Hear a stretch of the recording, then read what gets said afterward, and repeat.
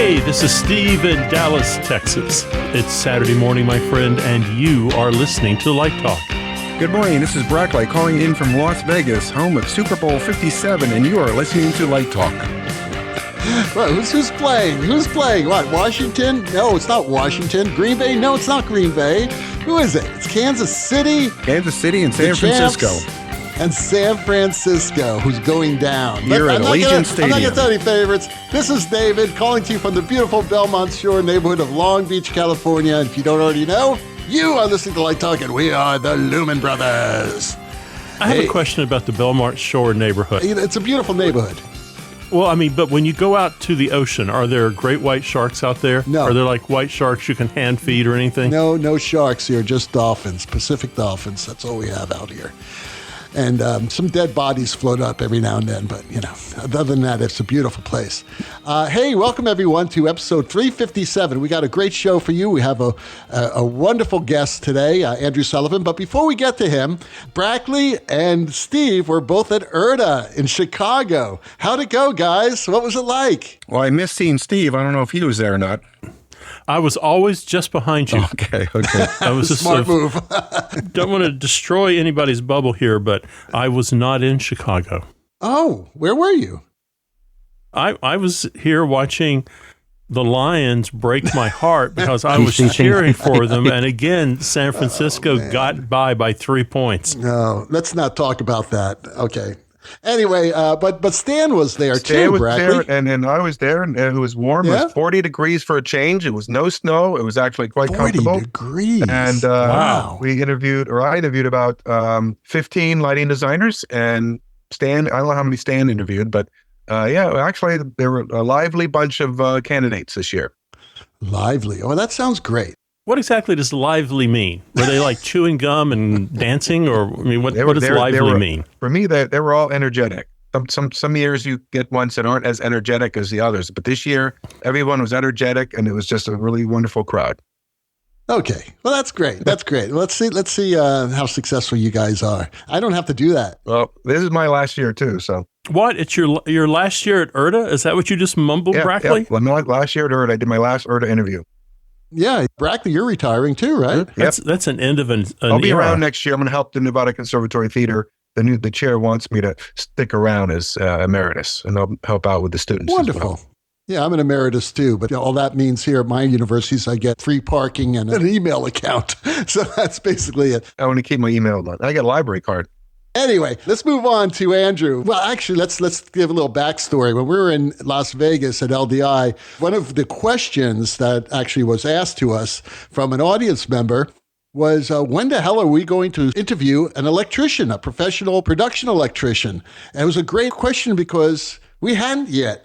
And electricians we work with all the time, no matter where they are in the hierarchy chart, we're working with these people as collaborators to make sure that the show gets up.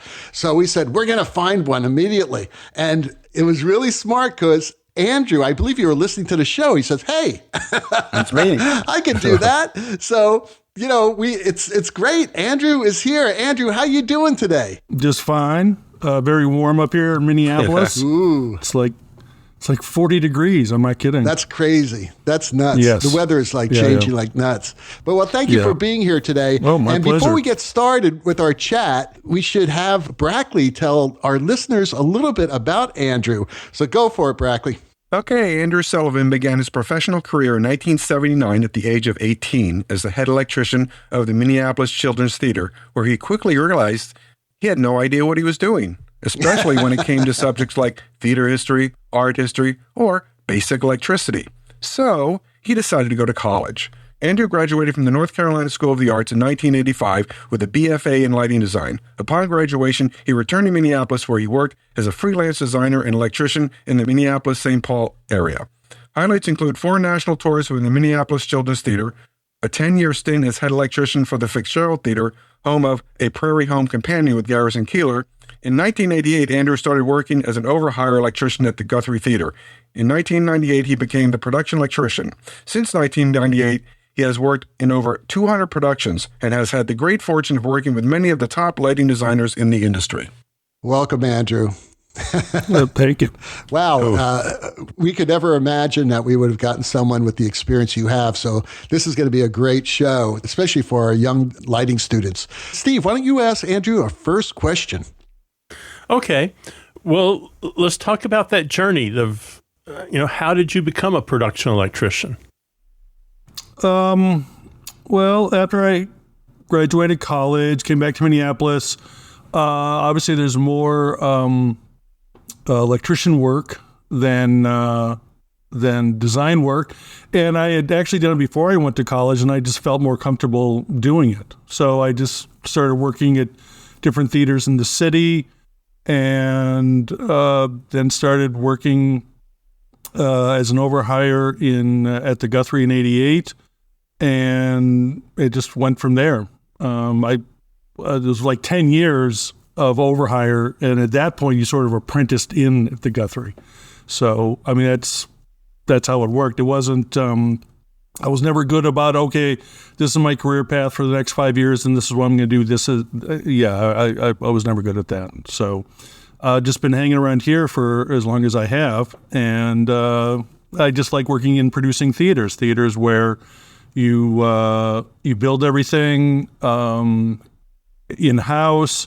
Also, I like the variety of it, where we do 10 shows a year, so I'm always working on a show and then the next one. I like it. The schedule here is very nice in terms of family life. I don't have to travel, and I work hardly any weekends or evenings. So I guess that's how I became a production electrician. Wow, that's great. They don't have to work weekends and or evenings. No. Who's there during? I assume during some of the tech rehearsals, or do you have an assistant that does that? No, neither. The way we have it set up here is we have an associate lighting supervisor acts as the ALD. Mm-hmm. So we come in at 8:30 in the morning. We'll do the notes. I'm talking about a tech week, and I'm here till usually rehearsal ends at 4:35, and then we do some notes maybe till 6. Then I'm gone for the evening. During tech weeks, we do have previews on a Saturday, Sunday, so I'll be in. One of us, myself and the lead electrician, trade off on the weekends. We'll be here. Are those like 10 out of 12s on the weekends? We no longer do 10 out of 12. All right, man. You guys are so in right now. But there's that but. Uh-oh. I asked when this was changed, I said, are we adding more time for the lighting designer to program? Right. Those 4 hours. And I was told no. So some it bothers, some it doesn't. Yeah. But we no longer do 10 out of 12. But the whole 10 out of 12 things was a misnomer anyway, because that's only refers to the actors. That was only equity. It doesn't refer. That was equity 10 out of 12. It doesn't refer to the technicians. So the technicians are always working more, which is crazy. Are you guys unionized there? Oh yeah. Okay. What member of Local 13. Wonderful. Theater became fully union 93. Mm-hmm. So we have.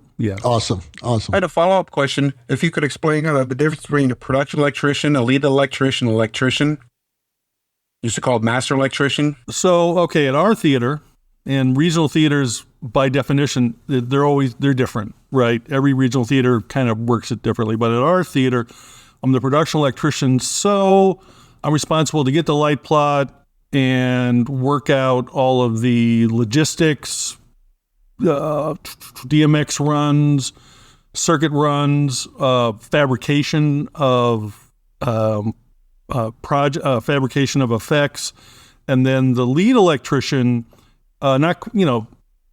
does other things that we talk about. Hey, here's a project for you to work on, and they'll work on that. In our case, it's Megan Winter, and she'll take over the color and templates. That's her domain. And then electricians, we use overhire electricians. We have a seniority list, and we use freelancers from the city. So that's kind of the steps, is that I'm the one who is, I guess, responsible ultimately to make sure when we focus the show that all the lights are there, they're what the designer wanted, and go from there. Well, and how many people on the electrics crew at the Guthrie? There are 6 people on full-time staff. There's a lighting supervisor, an associate lighting supervisor, a lead board op in the thrust, a board op in the proscenium, myself, and the production electrician, and a lead electrician, so 6 people. And you hire a lot of overhire when you're doing shows? In bunches, yeah. Okay. A big crew for us is maybe hiring 6, 7 overhire for a couple days, believe it or not. And they're all union overhires? Actually, no. Some are union, but it's not, we don't call the hall per se. We have a list of people that we've been working with, and some are union members, some are not. There's a security clause if you work here a certain amount of hours a year, but otherwise we're not, it's not a prerequisite to work as overhire. And for our listeners who don't know what a union security clause is, it basically means that after a certain amount of time that someone works in a union house, they have to apply for membership into the union. Is that correct, Andrew? That is correct. And nobody even gets close to it. It's like 1,000+ hours a year. Wow, that's a lot. That's surprised it's so much. Wow. Yeah. Okay. Well, let's talk about what happens when a designer is hired, and you obviously are involved in that because, after the production manager, whoever signs the contracts, the production electrician is going to want to know what the hell's going on and what's happening with with this project. Could you tell us a little bit about what type of information you need initially from the designer, and then what happens, what type of paperwork you need once the designer has the designs ready to go? Sure. Actually, the big thing is that what we get, it's when we get it. The plot comes when it's due is the most important thing. Now, there's many legitimate reasons why a plot's late, okay? Don't tell our students that. Right. Well, they'll find out. But when it comes, it's please get there on time. Right. If you can, and there's sometimes extenuating circumstances. But what we're looking for is a basic, the plot, the hookup, any plates. We do like to see your section, to make sure that electric, those lights are not going to go into a border, or that you're not putting 2 electrics 9 inches away from each other and thinking that you can, focus. I'm sure that never happens, of course. More than you can How about imagine. 3 electrics within 9 inches of each other? Yeah. I've done that. Yeah. So, I mean, that's basically it. And then we're not looking for you to come up with technical solutions. It even says on the light plot, this is not a technical drawing, right? So just tell us where you want the lights, and then we'll come up with ways to get them there where you want them, right? So, yay! You're a great production electrician. That's what I have to say, because I don't want to have to figure that stuff out. That's part of what I enjoy about it, because it's always different. Problem solving. It's awesome. Yeah. Well, that just opens the garage door. What is the dumbest thing? Besides a 9-inch electric gap, what is the dumbest thing a designer has asked you to do? All right. Putting an HMI on the grid of a theater to have it light the stage.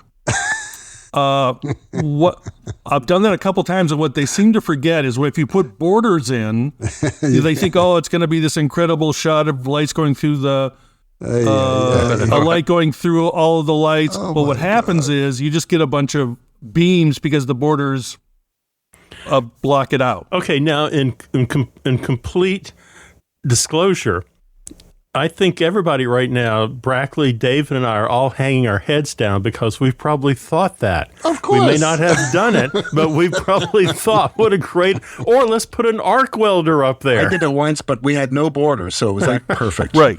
Oh, there we go. If you have no masking, it works perfectly well.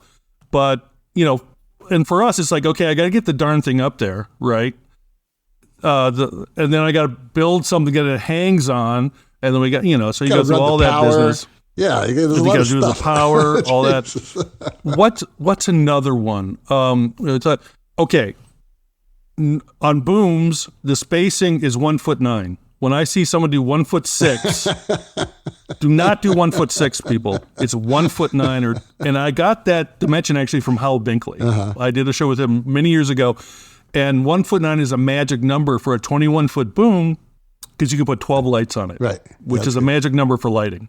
All right. So when I see the 1'6" spacing, I'm like, hey, caramba, right? No, I mean, why don't you short yoke them? And it's like, Short-Yoking. no, folks, no, because then we're going to have some forever poor to guy focus. short yoke all these, and then it doesn't work anyway. And so please, 1 foot 9 inches is that's the amount on a boom.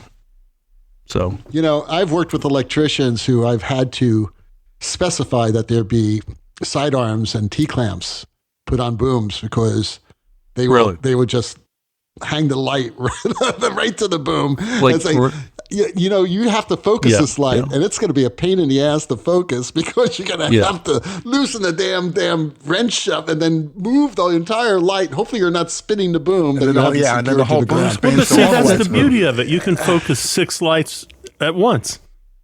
You just rotate the pipe. Down. But there, how it works. It's just crazy. That's all I can tell you is that I've done a lot of really big shows because I do mostly operas and major companies. Mm-hmm. And I was doing a show in Chicago. This is at the Lyric, but I wanted a moving light because we had a ceiling piece and we had skylights and I wanted the light to actually travel. And this was a mover. I think it was like a VL 3000 or something like that, some big wash light. And I wanted it to travel across the top there. And I, like an idiot, I went ahead, okay, this is how you do it, right? And the electrician, the production electrician says, what, just do your job, tell us what you want, and I'll figure it out. And they were right, because they came up with a brilliant, simple solution on how to do that I would never have been able to come up with. Because I think that great production electricians are like engineers. You have to have that mindset, that creative mindset to solve these problems that crazy designer wants to do. Well, that gets you right back to Bill Eckhart, who said young designers should work with seasoned electricians. Absolutely. And young electricians should work with great seasoned designers. You learn from each other. So once everything's set, you got everything loaded in and ready and hooked up and wrung out and all that stuff, and we're ready to start focus. What type of information do you want to get from the designer in how to organize that focus call? Because you're an integral part because you're basically in charge of the crew. So you want to be as efficient as possible. So what are you looking for in a designer, and what advice do you give the designer? We don't ask them for a lot because what we try to do is they don't have to tell us, the nuts and bolts of doing a show. We'll say, hey, can we start on the front of house position? Okay, and then we'll kind of go through it at our pace.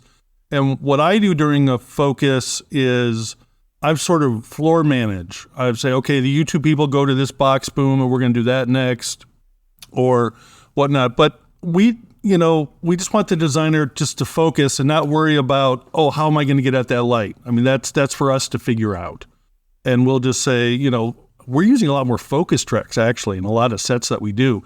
So we're not even using genies. We're having people up on I-beams and going about it that way. We try to not have designer be responsible for anything like that. They just want to look and focus and not worry about anything technical at all. Right. In so that respect. If you get this giant plot and the whole thing's on a rake and you're not going to want to deal with all that, and you realize you can deal with focus tracks, and you have 8 hours to focus a show and there are like 400 lights in it, what do you tell the designer at that point? Okay, if it starts out okay, that's great. But then if we get closer to our 8 hours, which can go to 10 hours, we're saying, okay, we sort of have to pick up the pace here to get done, or then we'll have to do another focus call. But we sort of give them the benefit of the doubt early on. And like 4 hours in, we see where we're at, and then just kind of go, all right, you got to go a little faster, or if not, then we're doing another focus call. But mostly we get everything done in about 10 hours. There hasn't really been a time when we haven't done that. In our thrust base, it's a little different. We do 2 focus sessions. We have a repertory light plot that's been in existence for 35 years, really. And we do that the first day, and the second day we do the show plot. At a thrust stage, you can get the lights really easy for the vast majority because they're catwalks. And so that goes a lot faster. So, and that can go up to 6 hours. But yeah, we haven't really, I can't really remember the last time that we didn't get something done in the allotted time, quite honestly. How far are you guys into LED fixtures and moving lights? Okay. So LED fixtures, we're all ETC all the time. We have Sola frames. We got about 14. Sola washes. We got about 12. Color Force 72s. We got 24 of those. PL Sykes. We got 20 of those. Ovations. Got about 20. Luster 2s.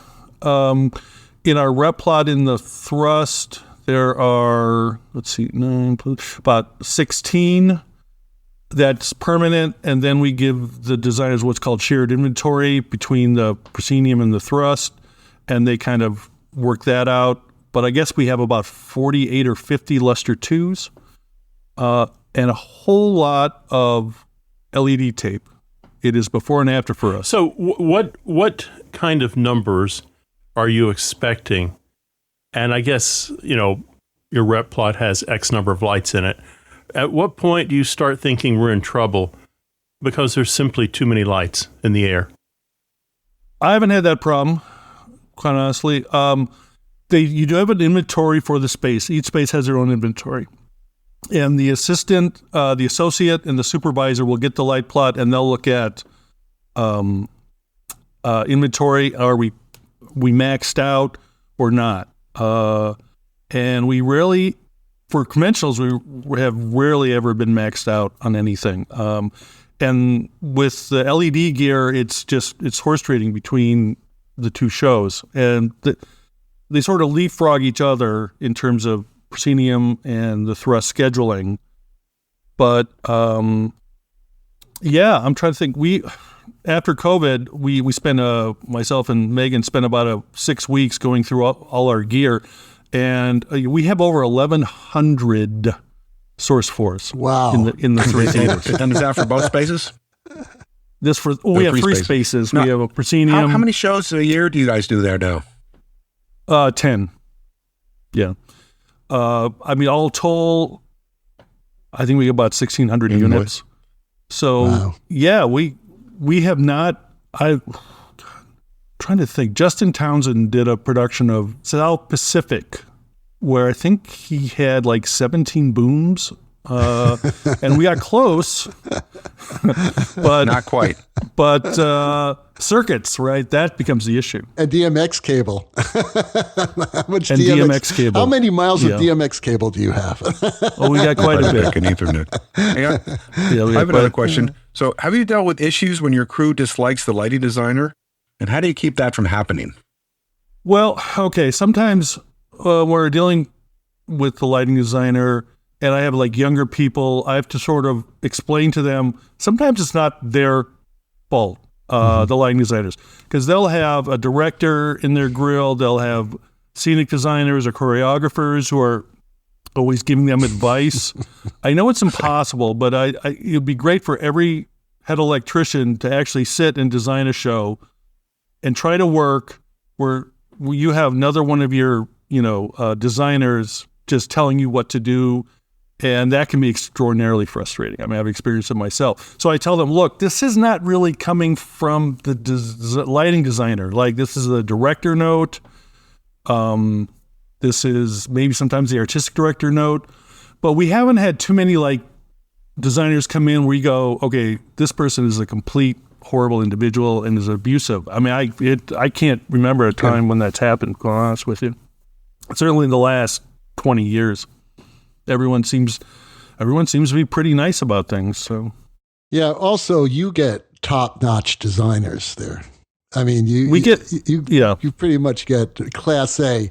You get Class at the Guthrie, don't you? That is changing. Well, I will tell you though, this the world is changing, and we are getting younger designers because we're getting younger directors. That's great.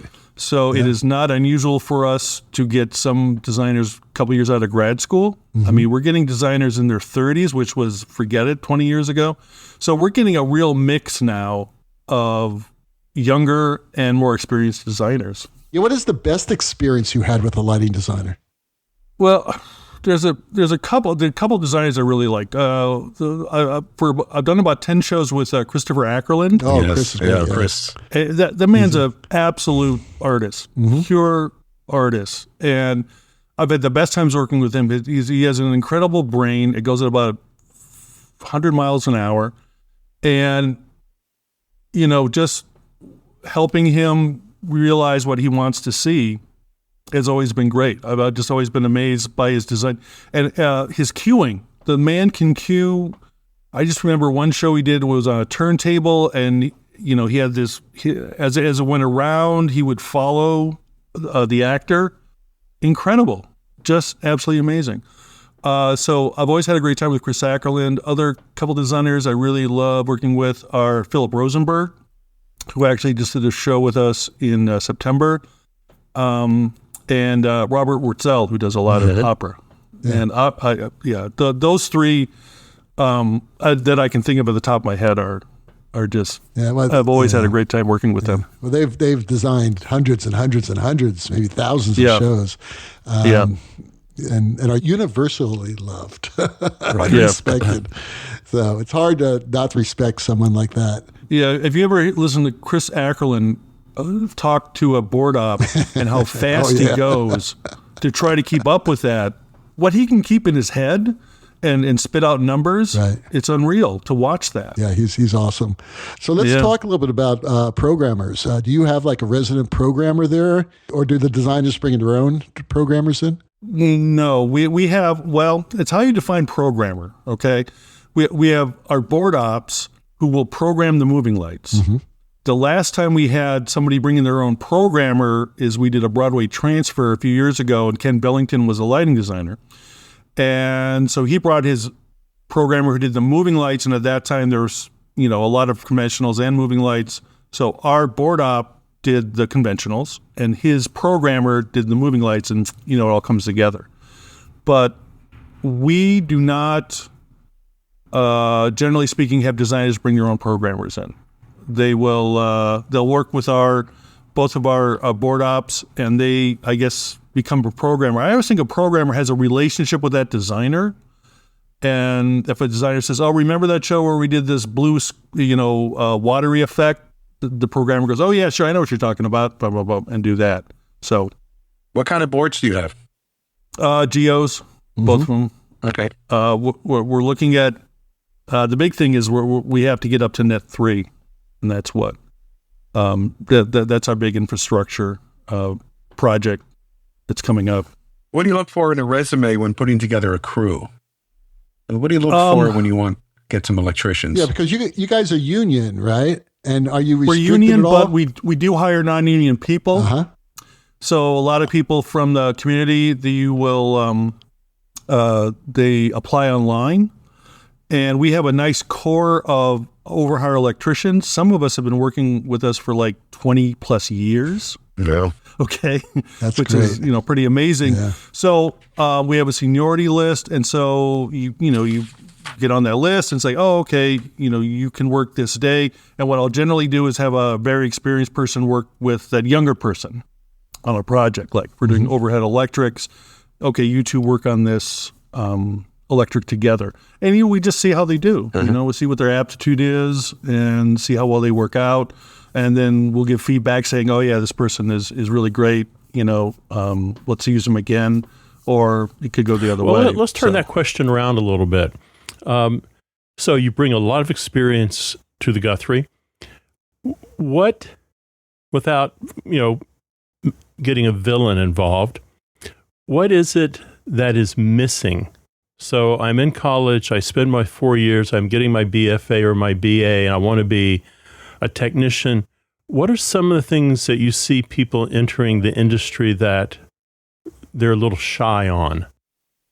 I would say working in the physical world versus the virtual world, I can pretty much imagine any sophomore or junior in college in a lighting program can completely smoke me on the lighting board.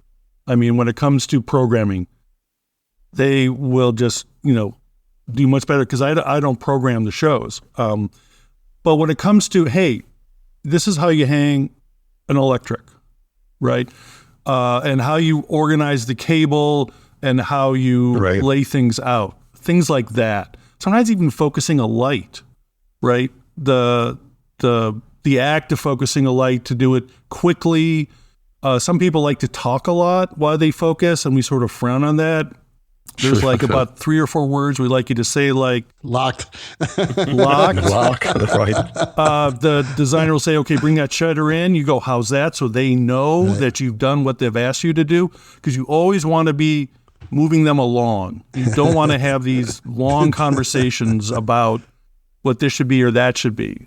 So I guess that's it.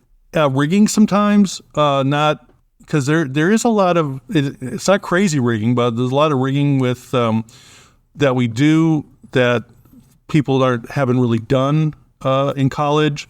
Things like, we just did a show, Art, where we had to do tail down electrics. Where you, and a lot of people have never done that in college. I've never seen that. So just things like it, working in the physical world, soldering LED tape, things like that. Yeah. Working with people also. And I was just going to bring up a point, and I wanted to get your take on this, Andrew, is that, with COVID, a lot of these young designers and young technicians missed out on like a couple of years of actually hands-on experience doing shows. So if you think about that, there's like this 2-year gap in a lot of their experience dealing with actually working with people and figuring out logistical problems, that the only way you get to do that is by experiencing that. So I think that may have been part of the issue that we're seeing now. You've worked in here a lot longer than I have as far as being a technician. Have you seen a drop-off like that was maybe a result of COVID? I gotta say, I saw that before COVID. Okay. So that was pretty normal. A lot of our overhire electricians are typically not right out of school. They tend to have like 4 or 5 years working. Right. All right. So, no, this is a thing I've noticed for like 15 years. Wow. With younger technicians. Sometimes it's all for them. It's sometimes all about the light board and how fast they can program a light board. But then when you get into, okay, how do I run this cable in a way that it doesn't get fouled up with all these other moving scenery that they don't have experience in? What do you think the cause of that is? Just the scale of what the schools are working on. Right. So you think it's universities and high schools issue. I don't know if there's any way that a university could do that for you. It's just, what was it? I was talking with somebody the other day who called me up, and we're talking about being a production electrician. And what I told them was, okay, I think if you're in your early 20s or your mid 20s and you're working at a theater and you are the smartest person in the room, you may want to go to a different room, because you're just not going to, you're not going to learn things if it, you go to a place where you start as a overhire electrician where they do something that you can't imagine. I could have never have done this. And boom, you start working from there. It's like just climbing up Mount Everest a little bit at a time. Andrew, that's great advice. And a lot of people have said that on our show because it's so true. I make sure when I play in bands, I'm the worst musician in the band. And, that's really not hard to find, I'm afraid to say. Anyway. Okay, well, maybe you've answered this, but so what's the biggest mistake young professionals make when they're starting their career? They got their diploma in their hand and they're walking out the door and here I come. Sometimes I have dealt with electricians out of school who come in and they won't exactly tell me what to do or how what I'm doing is wrong, but it's sort of just, kind of watch what we're doing. I'm glad that you're interested in, ask a lot. I mean, I like when people ask a lot of questions. Okay, why are you doing this? But when some people come in and they try, okay, I'm going to impress this person or whatever. Yeah, that really doesn't work. Just, if you walk into a new space, just see how things are done and, just kind of maybe be quiet for a little bit. You don't have to try to impress everybody with, something you did when you were a senior in college or anything like that. Well, that's wise advice, Andrew. That's good advice. Yeah. So, Andrew, thank you so much for being with us today on Light Talk. A great service you're giving to our listeners, to hear somebody from, that incredible position you have and the experience you have working with these incredible designers, and also at one of the greatest regional theater companies in our country. That's great, man. I think it's a treat, and it's a great service that you're doing. So, thank you so much. Oh, there's only one thing. I'm going to be a part of for USITT, I'm part of a panel that it's entitled, You Got the Light Plot, Now What? And it's on the Saturday of USITT from 1 to 3:30. And if you're going to USITT, please come and watch it. Where is USITT this year? USITT in Seattle. Oh, it's at You Seattle. got yourself a pair of boots up there, too. Those good Pacific Northwest boots. Oh, good. Take a loan out. I love Seattle. That's great, man. So thanks again, Andrew. Thank you. Well, the rocking sounds of the Lumenoids tell us that once again you've spent another morning listening to Light Talk. You can hear our show on just about every podcast site out there. Check out our website at lighttalk.org and be sure to follow us on Facebook and subscribe to our podcast. That way you will not miss a second of Light Talk insanity. No guarantee is offered regarding the accuracy of any statements or opinions made on this podcast. However, if you do decide to litigate, the Snoop Group, with a legal team of Sparks, Burnout, and Chase, will defend us until our retirement funds are depleted. Light Talk is written and produced by the Lumen Brothers, coming to you from Minneapolis, Long Beach, Las Vegas, and the Lone Star State. And be sure to join us next week when we talk about more lighting shenanigans and serve you more of our casserole of nonsense. Light Talk, broadcasting questionable lumen knowledge and humor around the world. So we'll see you all next Saturday morning. Bye-bye from Light Talk. Bye. Bye.